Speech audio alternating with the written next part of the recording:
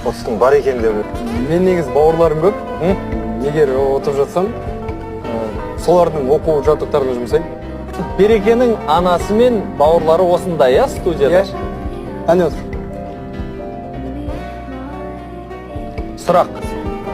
Қазақстан Республикасының елтаңбасында қанша оқ бейнеленген? Ағай, мынау кешегі сұрақ емес пе? 500 мың қалтада десе.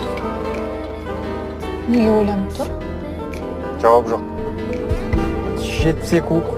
Дұрыс жауап!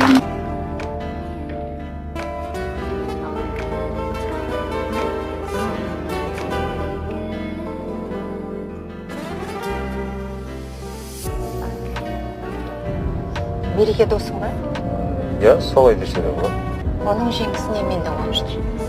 Соңғы сұрақ қиын болды. Әйтпесе жеңуге де болады.